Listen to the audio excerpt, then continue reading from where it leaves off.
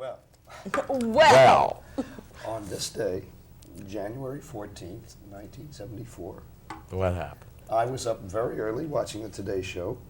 Barbara Walters said that you were going to be on the show tomorrow. And then she said that she saw the show last night and that you were the greatest performer in front of the American public today. Zoe. What do you know about that? The show at the Winter Garden?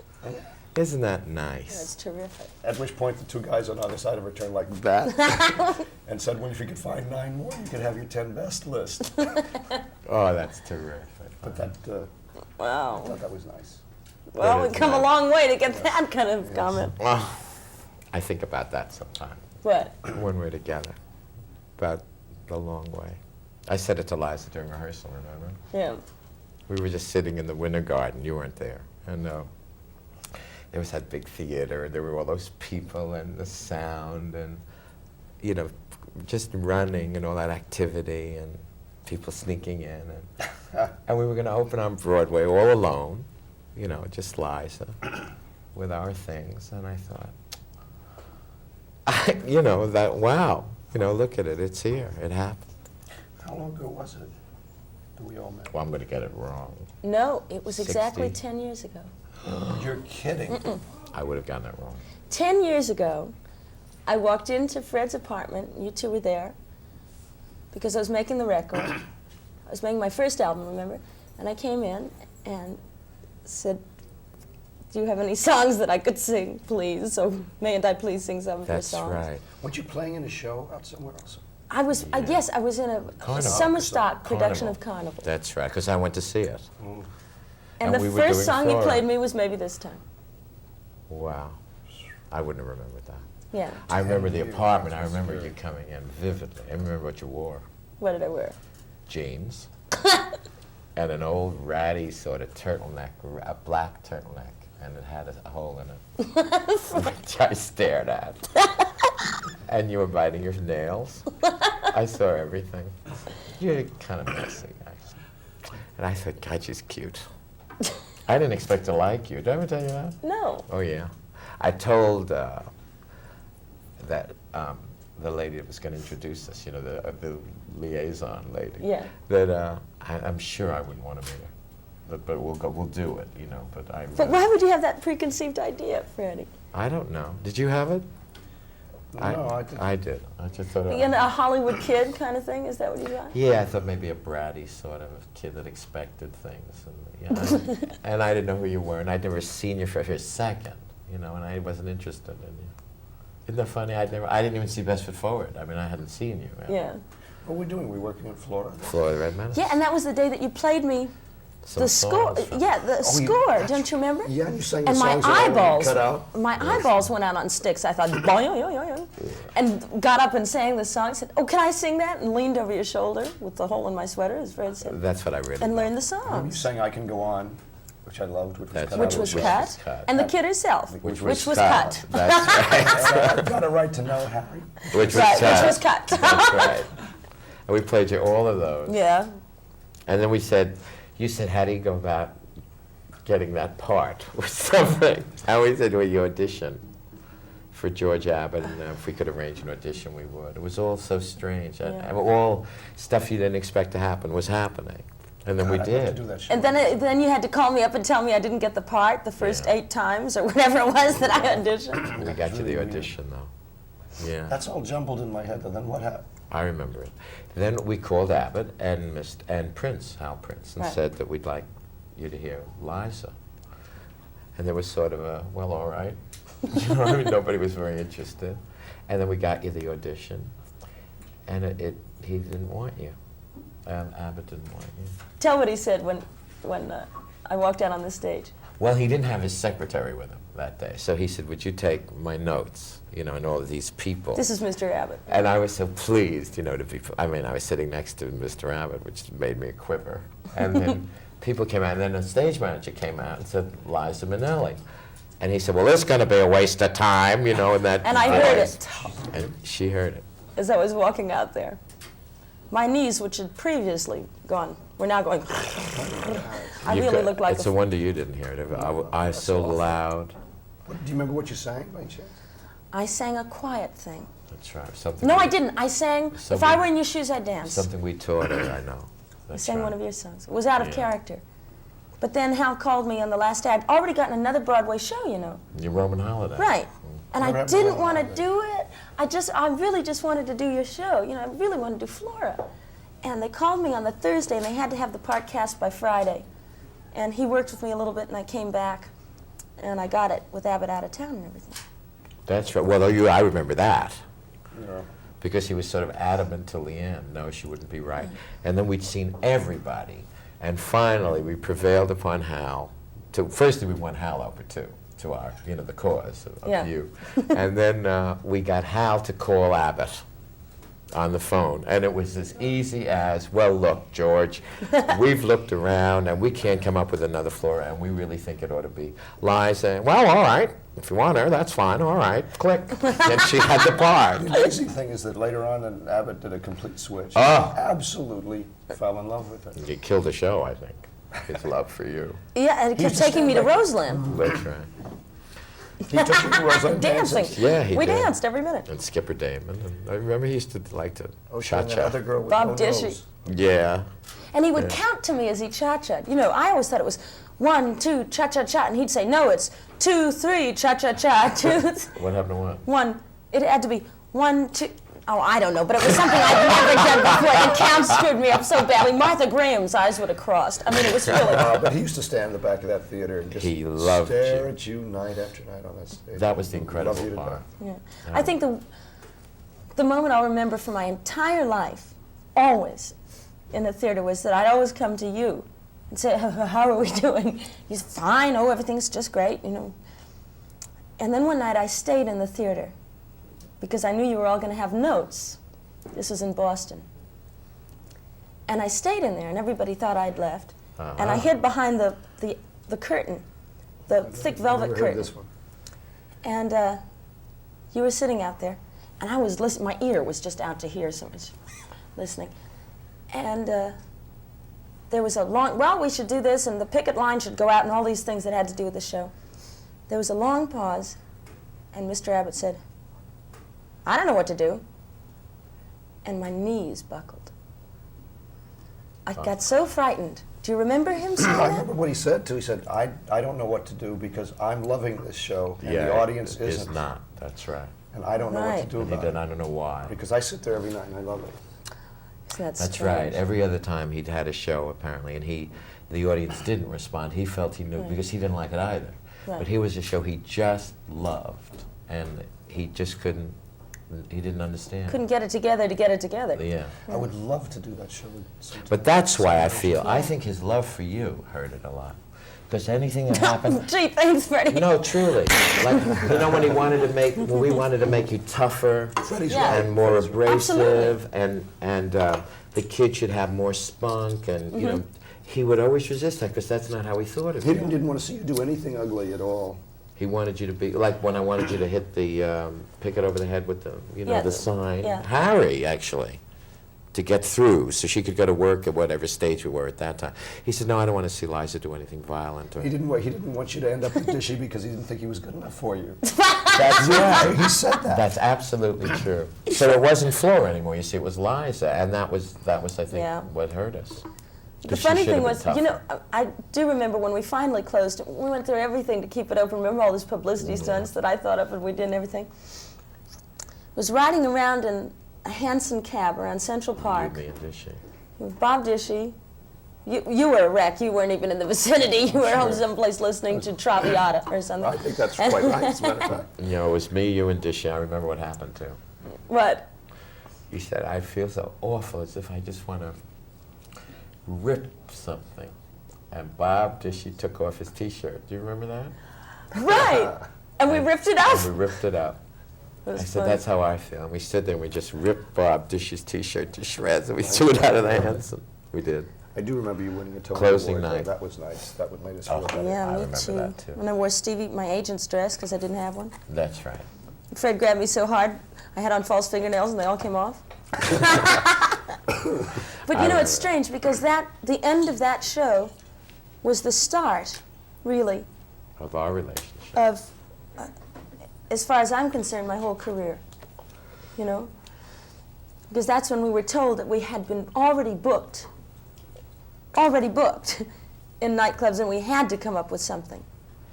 You know, the first thing we came up with. It was Liza with a Z. Liza With a Z, yeah, that was the first piece of material. You know, can I ask you a question? Yeah. I've always wondered this from the first time that I ever sat on that couch and listened to you, was how do you do that? I mean, like when you're doing a book show or there's a story, do you decide where the songs go? Or does somebody else say there should be a song in here? Or is it left up to you? I think eventually it's left up to us. Very good librettists have instincts about where songs go. And most of the stuff we worked on, there was a libretto first, or you know, an outline, or a concept for a show. And a good librettist says, I think a song should be here.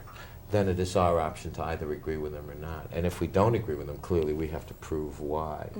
But I think mostly we decide in the end which moments take music the best. Yeah, very often the librettist will think of a very sort of obvious moment for a song, and what we will end up doing is taking another moment, which is like replacing 5 pages of dialogue and writing it and musicalizing it. Which is Right. more fun, and you get a Yeah, it's fresher, much more challenging. fresher song. Now, see, what else is interesting to me is that before you got together, like you were writing with somebody else, right, Freddie? And you were writing with somebody else. Then you came together how? Our publisher, Publisher. Tommy Volando. We were both signed to the same publisher with other collaborators, and he thought that we should meet. He didn't think Johnny's collaborators were exactly right for him, and or that mine was exactly right for me, but that we were right for. It was some instinct he had. I remember about us. exactly what he said. He said, I'd like you to meet Fred Ebb. I think you guys would like each other. And the first song you wrote was Coloring Book, right? Yeah, Which became, oh, how terrific that just became such a big hit. it was. We were pregnant a lot in those Yeah. days. We'd take a look at each other and a song would come out. It's funny because I know, John, that you're so interested in opera and in the classical aspect of all music, and Freddie had so much to do with humor, you know, and also with tugging at one's heartstrings.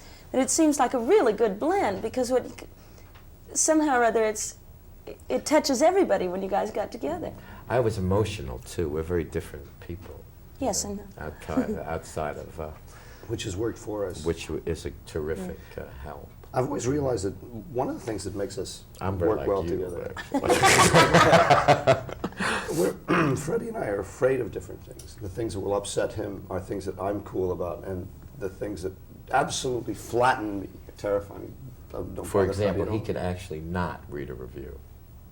If somebody, I mean, he actually I cannot. don't see any reason to be so masochistic. Whereas It's a rotten I review about immediately myself. committed to memory. And write a letter Yes, about it. and I answered. What was that wonderful letter that you wrote to, I think it was Simon? Alan Rich. Oh, I saw. Yes, your Yes, first son. name should be simple. I did that. Yes. That, and the other thing is, there's a great line that I'll always remember, and it sticks with me sometimes when I feel like I'm in front of the firing squad and the press or something, which is all people in the arts are really sitting ducks Yeah. for reviewers, and sometimes the duck has to just get up and walk Walk around a little. That's right. My God, you remember that? I remember everything. Ew, that was to Alan Rich, having to do with Cabaret. He wrote the filthiest review of that He show. sure did. That was because he was my friend. And he was his friend. So imagine how that turned me to flame. And I thought, well, why isn't he mad? I mean, if I were him, I'd be, see, calm. So Fred got out the typewriter, and I'm writing, and he'd met him at the opera. I mean, before this review appeared, and we were already big hit. I mean, I didn't have to be so crazy. And he said something like, how's the show doing, John? And John said, oh, terrific, you know, we're a big hit, and everything's fine. And he went, well, tomorrow belongs to me. That was a Saturday night, That was and my this clue. thing appeared on Sunday. Can you imagine? That's, well, Well, that's showbiz, I folks. had my. flew to my typewriter. That was a big cause celebre. There was a. I love that you always write to the review. I do. I don't let The nothing go most by. perfect Fred Ebb-ism that I can think of is when we're out of town with Cabaret and doing really quite well for reviews for an out-of-town show. And there's something exciting about it. And with the instinct of a bird dog, managed to get a review from the doorman at the Bradford Hotel. He really sought out somebody who would tell him the show was rotten. Tis true. It was the doorman at the Bradford Hotel, and Freddie didn't recover from it for the entire time Tis that true. we were there. I think we should mention somewhere in here about my audition for the Broadway show of Cabaret and not getting it. Ah, baby. You would have had it if it was up to me. Obviously, you're totally wrong for the part, Liza. Yeah, indeed. I That's what they fought kept like telling a us. tiger. I did. They all turned it down. Well, you know what? It really basically came down to if only Sally were American.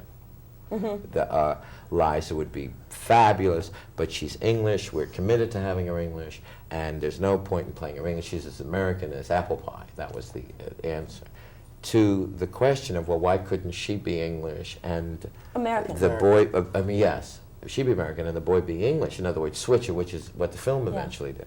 They simply didn't want to do that. That's they were strange. truer to the Van Druten material, and, you know, that's how it was there. Sometimes justice triumphs, though. That's nice. That's right. You know what I love? And I think every person who is an entertainer, a writer, a dance, anything, has anything to do with the arts, looks for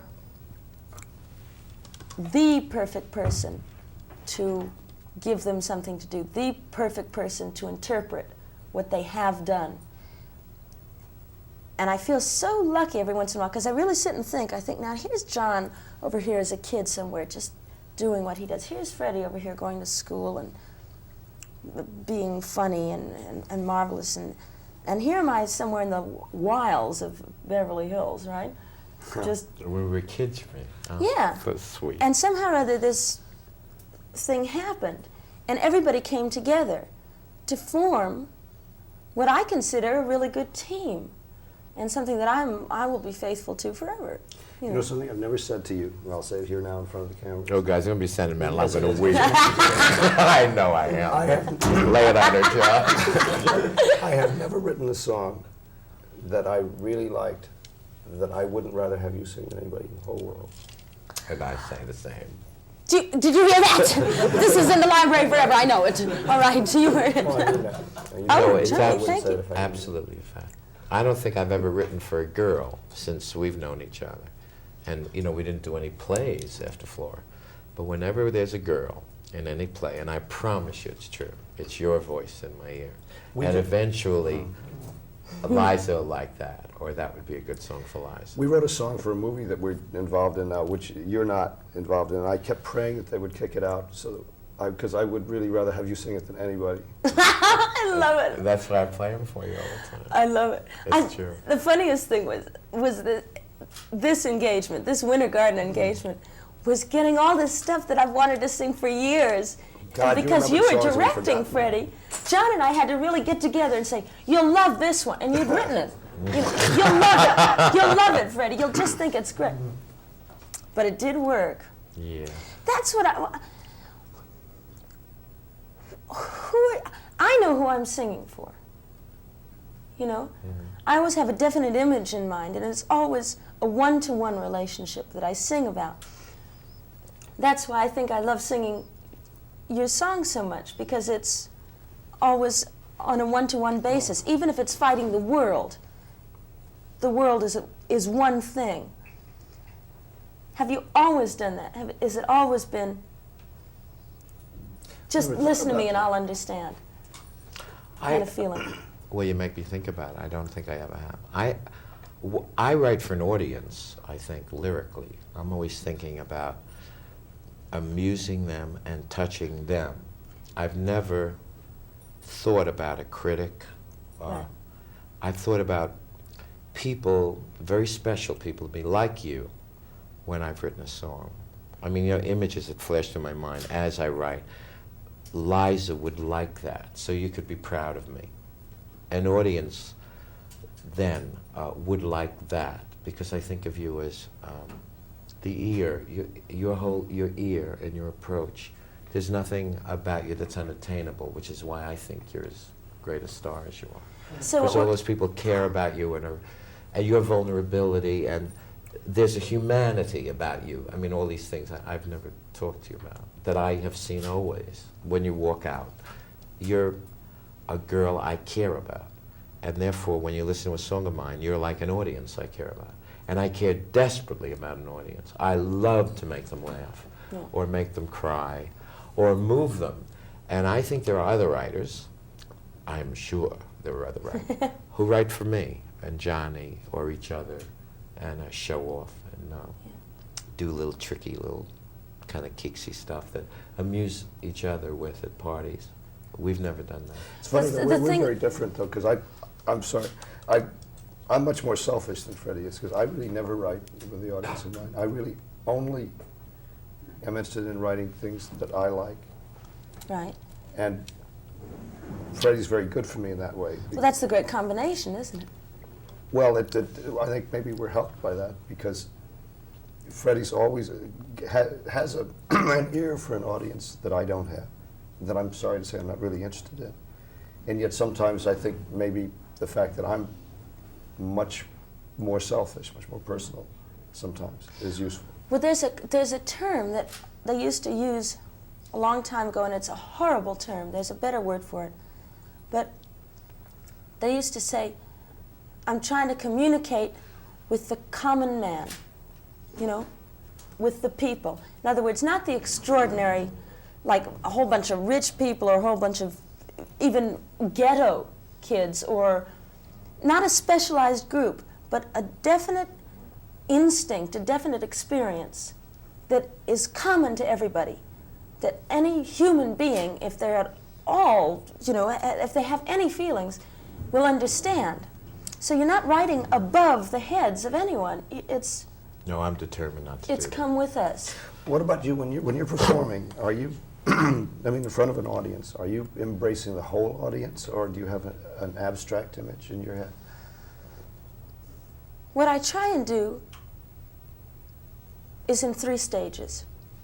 The first stage is to make sure that everybody in the audience is aware that I have seen their face, even though I can't see it. So at that point, you're But to aware of the whole focus audience. on various points, on people. Then the trick is to make this whole group into one person and sing just to that person. Yeah, I understand that. I think that's what I mean by writing. Do you They're know all what I mean? one To make- person no, who go you'd on. amuse. Make the whole group into one person. So that, in other words, if I'm talking to you, right, and I say, John, I had the most incredible experience the other day. I went and I saw some of the most beautiful colors I've ever seen in Central Park. The leaves were extraordinary. They were falling like you wouldn't believe it, right? Now I look over here, but I'm continuing that same conversation. And I'll say, and the way that you knew that any second the snow was going to come into the air and maybe it would fall down and caress it. I'm still talking to you, and you know I am, but I've switched my focus. I see. So if you can do that for a whole audience and then just suddenly, you know, you eventually end up singing to the exit sign, but everybody, you have to make everybody think that you're singing to them. How aware are you of that during a performance Constantly. moment? Constantly aware. Aren't you aware of it when we write? I am. No, I'm sorry to say, it's a terrible revelation, but I really am only aware of finding something no. that I like. I'm always aware of somebody listening to me Yeah. and understanding me and liking what I do. But that's perfect, because those are the different fields. He's in words and you're in music. Mr. Words and Mr. Music. That's exactly what I feel. And I always think there's a terrific lack, like, you know, you guys, by which I mean composers, have a, you can study, you know, you can go really to a place and learn, like a craft, harmony, composition, what's correct, what's incorrect. And thereby, perhaps it's easy for you to form tastes, you know, because there's a structure to music.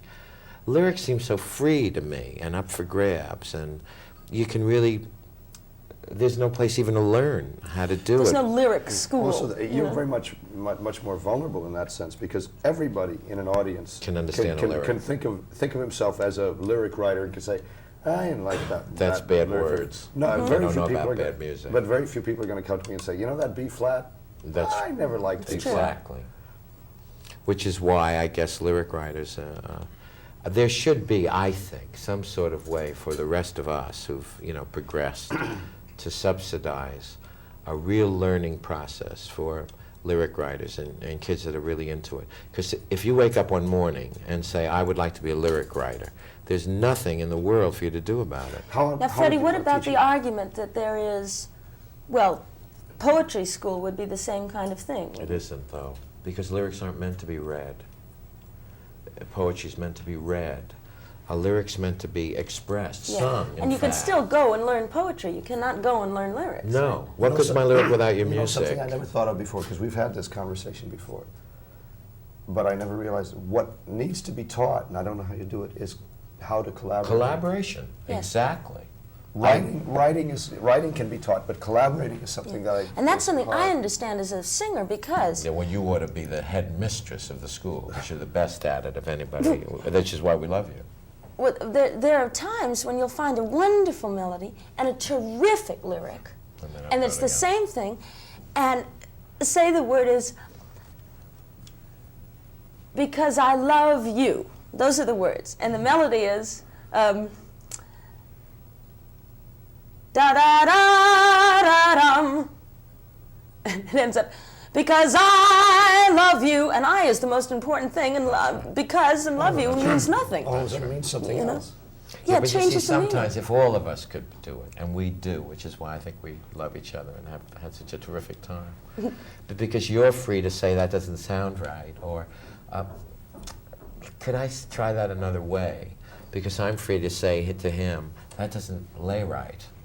I know that Yeah, if you it's sang never personally threatening. it No. doesn't mean that you don't love me. I'm really and going to you with this And I voice. don't love you. If I come to you and say, Liza, that's not how you should phrase it. Oh, no. It should be like that. And your wife, Yeah, right. like which was a line. There was an Aznavour tune, and I did a lyric for it. And one of the phrases in it was, Liza had to say, your wife. She speaks of parting, your wife. Now she's mimicking the lady, and the phrasing is, your wife. You've got a wife, kid. I can't see you anymore. And Liza misread it the first time and said it wrong. I never for a second thought, when I jumped up to say that is wrong, that I was going to hurt her feelings, you see, or that, oh my God, I am not threatening our relationship, which is why you ought to teach the school. Because with a lot of other performers, and we've run into them, Yes. it's a personal attack upon them when you say, gee, would you mind, that's not what we meant. I think what we mean is very important, and you always care. Yes, but isn't artistry, besides the fact that you can do something well, the fact that your mind is open, that you have an elastic head? You really have to have an elastic head. That's what you have to say to the kids who attend your seminar. Because most people don't really do that at all. Would you get any kick out of that at all? I would love it. I've always wanted, when Are there more of these? Can I have a Deanna drink? has some, I think. Something to drink? Oh, I'm going to lose my voice altogether. Deanna in a is minute. part of our team, by the way. She is. Yeah. She started said she out is. as a law secretary and is now a stage manager. Calling the lights for Jules Fisher. The cutest little stage manager on Broadway, yeah. Thank you. Yes. But Nice. what was I going to say? Oh, what I've always wanted to do About expanding the head. was have a school for little girls from the age, and I'm determined to do it Thanks a lot. as soon as I get too Thank you. rickety to do whatever I'm doing now, which may be next week. I don't know. But between the ages of about 6 and 14. And literally just do that. Just teach them to have elastic heads so that all things can come into them. And to know that the possibilities. I mean, so many people don't know. I mean, like I'm sitting here, and I know a lot of kids keep coming up to me and saying, oh, boy, are you lucky. And I think, yes, I am very lucky. But I also am aware that anything is possible. Anything. Say I didn't have 4 cents and I wanted to get to Greece. I would get a job on some boat going to Greece. I mean, it's that simple. Everything is possible. And excuse me for being vaguely religious, but God put it all here. So let's take advantage of it all. I feel that every second. You know. I'm very into God, really myself. Yes. I think as I moved, and I have this big apartment. And Because the fireworks went off on New Year's Eve. And no, it's absolutely true. And you sit there and you look and you say, my God, I can really afford this. You know, from the Lower East Side. Yeah. And not only that, but you're doing what you love doing. I mean, you're really writing for a living. That's an incredible thing. Now, somebody laid a hand on you. I mean, he just did. And I think to exploit that by not being grateful, to exploit that by hanging out with the wrong people or being Yeah. too sure or cocky or anything is like wrong. Or Also, to ever So I relax. I withdraw have a feeling from you have it to all. give back sometimes too. Everything you take, some time or other in your life, you better be ready to give it back. That's to what somebody I else. would like to do, you see. If I had all this excess loot, which as soon as they put in the sofa, I will, I would like to subsidize writers. I'll go with you. And people who would learn to write the way I learned how to write. By How did you luck. learn? I learned by doing, because there was no other way. I learned by doing, the way you learned. Now you wrote the first things you wrote were comedy material, were they not? Yeah, club acts and things. And out of maybe 7, there'd be 2 terrific numbers. But I had to write all 7 first. Yeah. And you got maybe $50, $100, you know, it didn't matter. I mean, the fact that I get 5 cents for writing seemed to me incredible. But to do that, I think is a good thing for writers. To be wrong is a good thing. Mm-hmm. And I think the only way you really know you're wrong is when the people doing your stuff are terrific. So I always had that instinct, the way you would get to Greece. To go to terrific people to do what I was doing. Because I know I wouldn't learn from a bagel. Exactly. If you Yeah. gave like a lousy song to a lousy singer, how do you know it's a lousy song? She's a lousy singer. But if you give a lousy song to a terrific singer and it comes out lousy, then you've written a lousy song and you learn. Because if that girl can't make that song work, the song stinks. Yeah. If you can rationalize it in some other way, well, she isn't any good. The piano player isn't any good. It's like we talk about it sometimes with, you know, shows that don't work.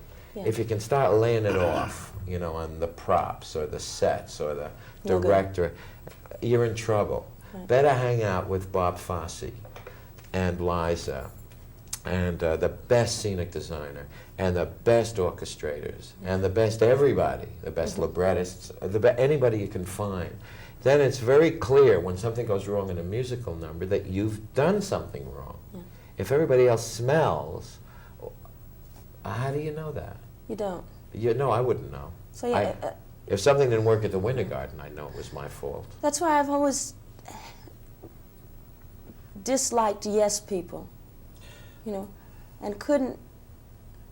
I mean, I'm very wary of anybody that goes, "Don't worry about it." I always think, "I won't, and I'll never see you again. Goodbye." Yes. You know, because the bet. minute I stop worrying about it, I will stop being good. That's right. That's the talks we always have. But the funny thing is that a lot of the things that go wrong in songs, besides maybe an arrangement ruining the song, and the wonderful thing that you do is when you play the piano, you play everything that arranged has to be there. already, It's that's already right. there. It sounds like a whole orchestra, you know, because you hear all these sounds in your head.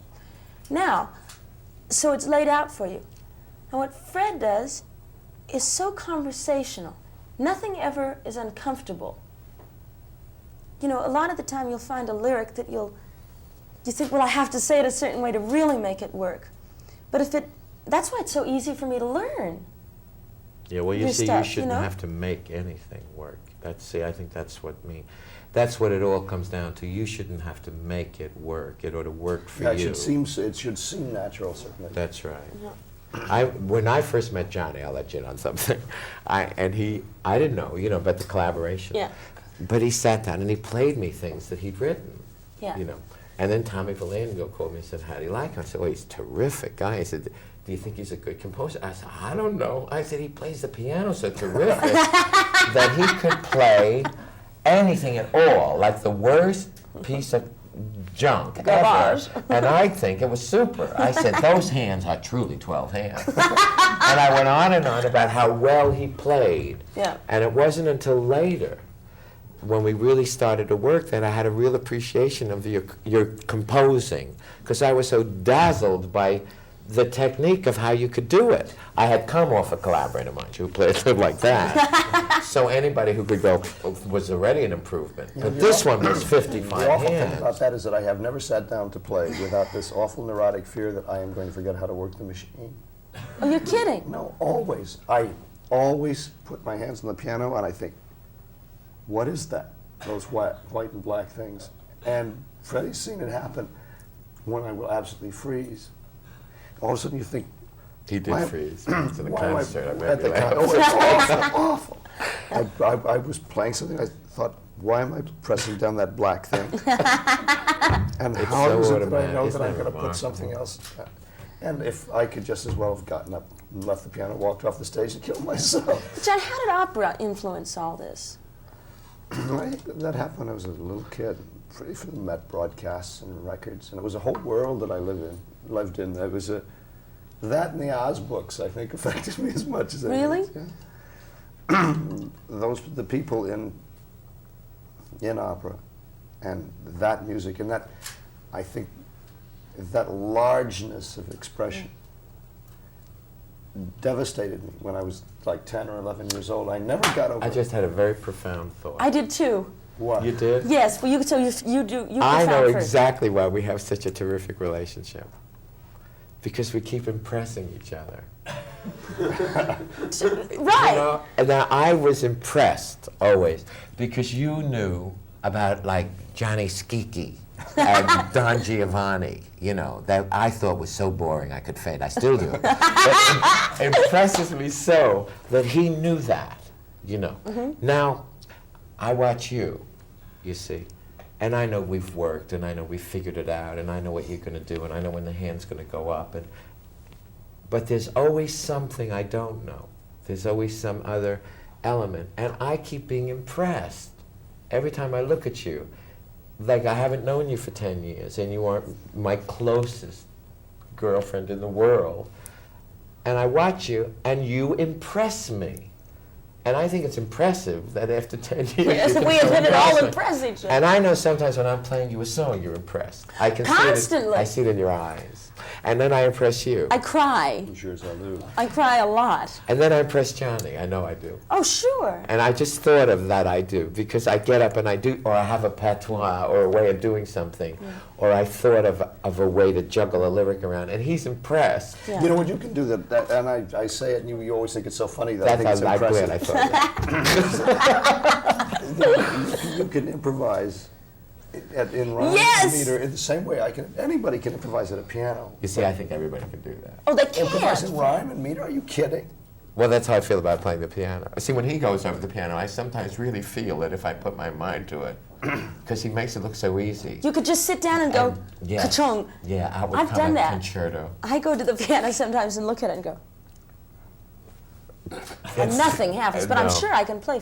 Because of you. My thought was that just struck me was I suddenly figured out why. One of the reasons that we all got together, I mean, like I said, well, how did opera influence you? And Freddie, why did it work itself out into lyrics?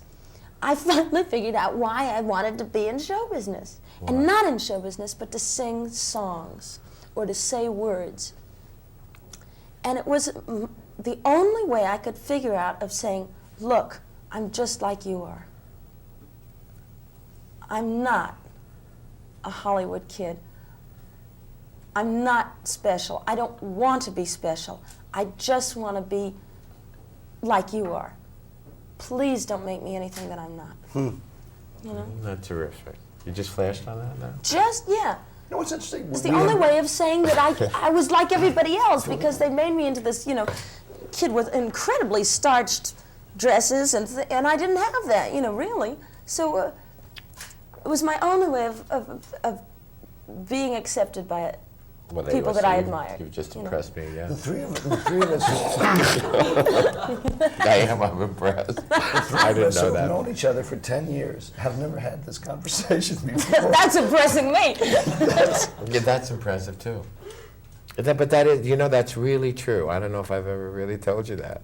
I mean, we never talk, but like that. But that impresses me a lot, that you impress me all the time. And I think the day that stops is when we're not any good anymore. And it gives us the excitement of writing again. Oh, yeah. The wanting to impress you the next time. Do you know what I mean? Yeah. The wanting to play the next, wait to hear what we're going to sing to you that's going to replace Ring Them Bells. Yeah. The wanting you to be happy. Maybe it's true of everybody. Wanting to impress Bobby Fosse is why we work so hard for him. Wanting to have impressed Hal or whoever we worked for. Yeah, but this is different. And each other. You did something the other day at the house when we were working, when you simply came up with the idea of putting those two songs together with Anywhere You Were and I Believe You, and you knew it right away. And you were so far ahead of me and way ahead of Freddie, who had to have it proven to him. And yet, you knew exactly what it was as a performer. And I would never have been able to conceive that way. Or I would have had to sit long and hard to think about it. Well, that grows. That must have grown. It wasn't like that at the beginning. It's got to be something that's another thing that impresses me. That growth. I think there was a time in Liza's life where she wouldn't have dreamed of speaking up or saying anything like that. I mean, you know. I didn't open my mouth for the first 5 years we knew each other. That was a very inventive thing. Freddie kept telling me to comb my hair. I didn't have time to open my mouth. I finally cut it. He was so relieved he could have fainted. It's true. That's another element that impresses me. That now you have real instincts and real feelings that are worth listening to. There was a time, you know, you just, all right, say it, and then I forget it. But, you know, I would just let her finish, but it was always so stupid. But now, there are terrific stuff she says, and I suddenly find, my God, Liza's worth listening to. And I'm impressed. I'm impressed, because she has really good ideas. There's the beginning of that same song that you didn't write with Aznavour. Which one? And I gave her, it's called I in My Chair. Oh, that's terrific. And there's a little talk there, it's not lyrics or anything. And she comes in, she's at a party, and she says, oh, hello, what a lovely party. I guess I wrote all of that stuff. And then there's a girl, clearly, who's going to walk off with her husband. It's the story of the song, you see. Now, I had her say, I think I said the girl's name was Janet. Oh, Janet. No, my name's Janet. You're Janet, or whatever the girl's Hello. name was. The dialogue was, hello, I'm Janet, and this is my husband, Bill. Yeah. Now, she comes to New York, and we're running the number. She's already done it on some Parisian special she did, and I hadn't seen it in a while. And I hear her say, oh, hello, I'm Janet, and this is my husband, Bill. Christina. See, she just added that. And then I thought, now that's terrific. The girl corrected her. And I got a picture of this girl that Liza had, clearly, you know, about this snotty little lady who was about to walk off with your husband, which made it better, Christine, and who corrects her about how you say her name. Now that's Liza's instinct. Actress. No, she's not a kid now. She's a lady. She's all grown up. She knows about things like that, about ladies like that, about that's strong to say that.